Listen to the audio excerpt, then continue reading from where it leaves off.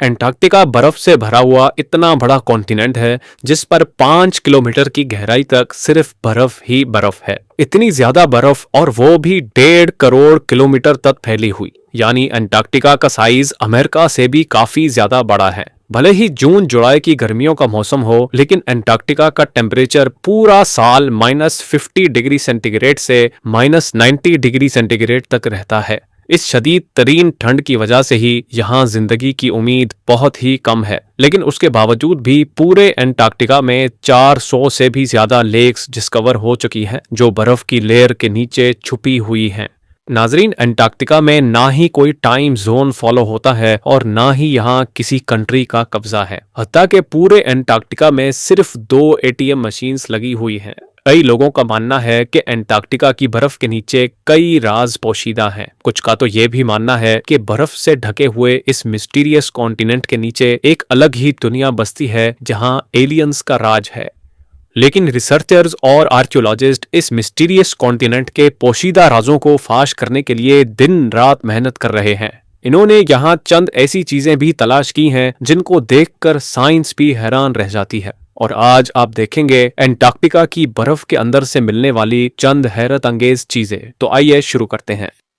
Number 5, Antarctica में बर्फ की गहराई 5 किलोमीटर डीप है और ये पूरा कॉन्टिनेंट अमेरिका से भी बहुत बड़ा है। लेकिन साइंसदानों को यहाँ से कुछ ऐसे सबूत मिले हैं जिनको देखकर ये अंदाजा लगाया जाता है कि लाखों साल पहले ये जगह रहने के काबिल हुआ करती थी। जी हाँ, 1980 से कई आर्कियोलॉजिस्ट को यहाँ से डायनासोर्स, मोसासॉर्स और प्लेजियोसॉर्स के ढांचे मिल चुके हैं। इन ढांचों की साइज 36 फीट बताई जाती है, जो तकरीबन एक ट्रिपल स्टोरी बिल्डिंग के बराबर बनती है। जब हड्डियों के इन ढांचों पर मजीद तहकीक की गई तो मालूम पड़ा कि ये कम से कम भी 70 लाख साल पुराने हैं। तभी ये अंदाजा लगाया जाता है कि 70 लाख साल पहले तक एंटार्क्टिका का टेम्परेचर रहने के काबिल था और शायद तब ये पहाड़ गहरी बर्फ से नहीं बल्कि ग्रीनरी से ढके होते होंगे।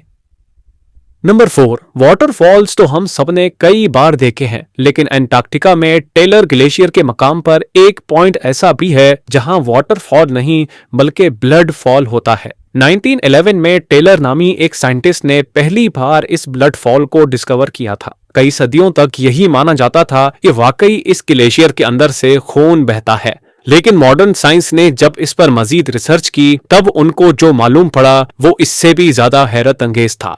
जी हाँ, मालूम पड़ा कि इस ग्लेशियर के नीचे एक बहुत बड़ा पानी का डैम है, लेकिन इसमें मौजूद पानी की खास बात यह है कि इसमें सी वाटर से भी 3 टाइम्स ज्यादा सॉल्ट है, जिसकी वजह से ये फ्रीज नहीं होता। साथ साथ इस पानी में पहाड़ों से निकलने वाला आयरन भी मौजूद है। किसी एक पॉइंट से जब ये पानी ग्लेशियर से बाहर निकलने की करता है तो हवा में मौजूद ऑक्सीजन पानी के आयरन से मिक्स होकर आयरन ऑक्साइड बन जाता है और उसका कलर रेड हो जाता है, और इसी वजह से हमें ये पानी रेड कलर का दिखता है।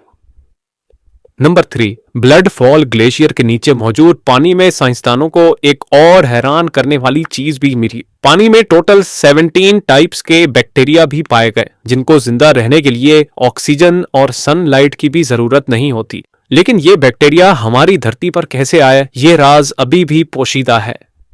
नंबर 2, हालांकि पूरा एंटार्क्टिका बर्फ से भरा हुआ कॉन्टिनेंट है, ये देखकर सबको यही लगेगा कि यहाँ पानी की कमी होना मुमकिन नहीं है। लेकिन आपको ये जानकर हैरत होगी कि हमारी धरती पर अगर कोई सबसे ज्यादा खुश्क यानी ड्राई जगह है तो वो भी एंटार्क्टिका में ही मौजूद है।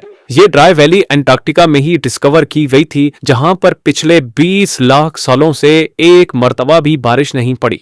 और अब नंबर 1, आर्कियोलॉजिस्ट की एक टीम को एंटार्क्टिका की बर्फ के अंदर 1100 फीट की गहराई से एक इंतहाई खौफनाक मखलूक का ढांचा मिला। ये पता लगाने के लिए कि ये ढांचा कौन से जानवर का है, कई एक्सपेरिमेंट्स किए गए, लेकिन हैरत अंगेज तौर पे इसका स्ट्रक्चर किसी भी जानवर से मैच ना हो सका। इस खौफनाक ढांचे की लंबाई 8 फीट बताई जाती है, जिसकी हड्डियां बॉडी से निकली हुई हैं। कई सालों की मेहनत के बाद भी आज तक ये पता नहीं लगाया जा सका कि ये जानवर कौन सा था और आखिर इस धरती पे आया कहां से था।